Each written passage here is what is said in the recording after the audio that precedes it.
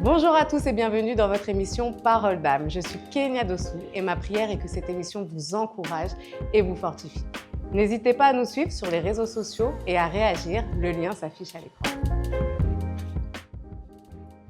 Le saviez-vous, il est possible de rythmer votre vie de prière. Alors si vous peinez à rester concentré pendant votre prière, je vous donne quelques astuces. Le secret, c'est de découper votre prière en 4 fois 15 minutes. Commencez par 15 minutes de louange. La louange est puissante, elle invite le Saint-Esprit, elle fait descendre la présence de Dieu, elle change totalement l'atmosphère. Le psaume 22 au verset 3 nous dit « Dieu siège au milieu des louanges de son peuple ». Et en réalité, ça va très vite. Les louanges, c'est 2 à 3 de tes chansons chrétiennes préférées. Poursuis ensuite avec 15 minutes de prière. Si tu es baptisé du Saint-Esprit, prie en langue, prends le temps, ça fera une prière parfaite. Et puis, prie en langue intelligible. Dis merci à ton Père, dis-lui pardon, dis-lui toutes tes requêtes, échange avec lui. Vous avez une vraie relation. Petit tips, prie sur du soaking. Ce sont des chansons instrumentales qui te guident et te poussent à aller encore plus loin dans la prière. Ensuite, prends 15 minutes de méditation de la parole. Prends un chapitre, choisis un verset et étudie-le. Demande au Saint-Esprit vraiment de t'ouvrir les yeux. Cherche les traductions des mots en hébreu parce qu'un mot en français peut avoir différentes traductions dans sa langue originale. Et comprends les sens cachés. La Bible est pleine de mystères. La Bible est pleine de paraboles et forcément qu'il y aura une parole de vérité qui prendra vie dans ton cœur. Enfin, prends 15 minutes d'écoute. Fais 15 minutes de silence. La prière ne va pas que dans un sens. Lui aussi a à te parler. Alors ferme les yeux et sois attentif aux paroles qui viennent à ton cœur. Il y aura des sujets, des personnes, des situations qui te viendront en esprit. Alors complète ta prière. Passons maintenant au verset du jour, issu de Romains 12 au verset 2. Ne vous conformez pas au siècle présent, mais soyez transformés par le renouvellement de l'intelligence, afin que vous discerniez quelle est la volonté de Dieu, ce qui est bon, agréable et parfait. Chers amis, vous savez, dans le monde, on est dans la loi du plus fort, la loi des plus riches, la loi des plus beaux, la loi des plus influents. Et dans le camp de l'éternité, il y a Dieu, il y a le camp de la veuve et de l'orphelin, il y a le camp des gens malades, il y a le camp des pauvres. Alors laisse-moi te poser la question, de quel camp fais-tu partie ? Sache que le monde ne raisonne pas comme dans le royaume. Le monde t'encourage à choisir celui qui a le plus à offrir. Il t'encourage à penser à toi avant tout, à rendre coup pour coup, à vivre dans le donnant-donnant. Mais au fond, cette logique, elle t'éloigne vraiment de ce que tu es vraiment. Tu es amour, tu as été créé pour de bonnes œuvres. Alors ne te laisse pas détourner, ne te laisse pas aveugler. Il est important d'ouvrir les yeux et d'avoir le discernement. Jésus te propose une autre logique, la logique du ciel. Il te dit « Je ne te donne pas la paix comme le monde la donne. Sa paix n'est pas dans l'argent. » Et d'ailleurs, si c'était le cas, il n'y aurait pas autant de suicides ou de dépression chez les personnes riches. Sa paix n'est pas dans la réussite, ni dans les apparences, parce que tout ça, c'est vraiment éphémère.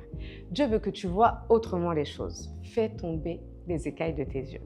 Il veut que tu investisses dans les choses qui sont vraies, dans les choses éternelles, les choses qui impactent. L'amour, le pardon, les valeurs centrées sur le partage, et non centrées sur toi uniquement. Parce que toutes ces valeurs-là, elles impactent le monde. On s'en souviendra après ta mort. On ne se souviendra pas de ta page Instagram, de ta voiture ou de ton dernier voyage, mais on se souviendra de ton cœur. Dans tous les cas, tu es là où Dieu veut que tu sois, dans le monde, ici avec nous, et ce n'est pas un hasard. Il est juste et bon que tu sois là. Alors renouvelle tes pensées, laisse Dieu transformer ta logique et sois dans le bon camp. Passons maintenant à la question du jour qui nous vient d'Élie et qui nous demande « Quel est mon rôle en tant que chrétien ?» Cher Élie, malheureusement, être chrétien en 2026, ça n'impressionne plus. Le monde nous observe pour voir si on est hypocrite, si on va chuter. Le monde va chercher la faille en nous pour nous discréditer. Et dans notre société, il est vraiment difficile de se mettre à part en tant que chrétien. Le monde ne pense plus du bien de l'Église. Les médias pensent que les églises sont des sectes, parlent des mauvais pasteurs, ils cherchent la petite bête. Mais toi, tu dois montrer le contraire, nous montrer comment glorifier Dieu. Ta première mission est de semer. Le monde est en manque d'amour. Ne sous-estime jamais l'impact que tu peux avoir auprès des gens, parce qu'on connaît tous des gens tristes, des gens malheureux, des gens en colère. Et le monde a besoin de Dieu. Alors sème l'amour, sème la paix, déclare des paroles de vérité. Fais ta part, Dieu s'occupera du reste. Sois le sel de la terre. Ta deuxième mission est de porter du fruit. Il n'y a pas plus belle satisfaction que de voir les résultats du Saint-Esprit en toi. Voir l'avant, voir l'après, voir la transformation, voir l'évolution. Vous savez, le plus beau témoignage, c'est notre comportement. Les gens nous guettent, surtout dans les périodes d'épreuve. Et quand nos réactions face aux problèmes, elles changent, ça fait la différence aux yeux du monde. Ça nous distingue, ça donne même envie. Envie d'avancer, envie d'évoluer. Alors porte du fruit en devenant la meilleure version de toi-même en Christ, non seulement pour toi, mais surtout pour les autres. Alors à partir de maintenant, tu es le sel de la terre, tu es la tête et non la queue. Ta dernière mission, c'est d'impacter, influence. Sois l'ambassadeur des valeurs de Christ. Tu dois lui donner une merveilleuse réputation. On doit te distinguer parmi les autres, que ce soit dans les discussions, que ce soit dans tes valeurs, savoir qu'en parlant avec toi, il y a beaucoup de sagesse. Alors deviens cette lumière auprès de toi. Et si on parlait des blocages spirituels? Vous voyez, des fois, notre vie est stagne, elle n'évolue pas. On n'a pas de travail, on a des relations sentimentales qui ne fonctionnent pas, on n'a pas d'argent, ça n'évolue pas. Bref, on est un peu comme bloqué. Et on regarde à notre vie et on se dit, mais pourquoi ce sont toujours les mêmes problèmes qui reviennent? Et puis quand on regarde avec un peu plus de hauteur, on se rend compte que c'est dans toute notre famille. Personne n'avance réellement, personne n'a la paix, personne ne se distingue. Et vu comme c'est générationnel, il se peut que ces problèmes-là aillent chez nos enfants. Pourtant, Jésus dit qu'il est venu pour que nous puissions avoir la vie en abondance. Mais cette abondance-là, personne ne la vit. Alors identifions quels sont les blocages. Dans le monde spirituel, tout comme dans le monde physique, il existe des lois. Spirituellement, il se peut que dans certaines familles, il y ait eu des alliances. Et du coup, de par ces alliances, certaines familles vivent les mêmes schémas, les mêmes cycles générationnels. Pauvreté, divorce, maladie, échecs répétés, oppression spirituelle. Les alliances, ce sont des pactes. Ce sont des paroles prononcées, des sacrifices, parfois des malédictions, qui ont été prononcées par des personnes de la même lignée, du même sang. Qu'elles soient lointaines de nous, qu'elles soient encore en vie ou pas. Pour délier ces blocages, il faut briser ces alliances. Parce que si vous ne brisez pas ces alliances, les esprits vont demander des réclamations. Mis à part les alliances, il y a aussi les héritages spirituels. En tant que famille, on hérite de plusieurs choses. On hérite déjà du patrimoine génétique de nos parents, de leur sang. C'est pour ça d'ailleurs qu'on se ressemble. Et on hérite de leur maladie s'ils en ont. Ça se transmet par le sang. Mais on hérite également de leur patrimoine spirituel. Tu hérites des bénédictions de tes parents, mais tu hérites aussi de leurs malédictions. Toi, tu n'es seulement sur terre, tu n'as rien demandé, mais tu es déjà héritier du bon comme du mauvais. Le seul moyen de lever ces blocages, ces alliances et cet héritage, c'est Jésus-Christ.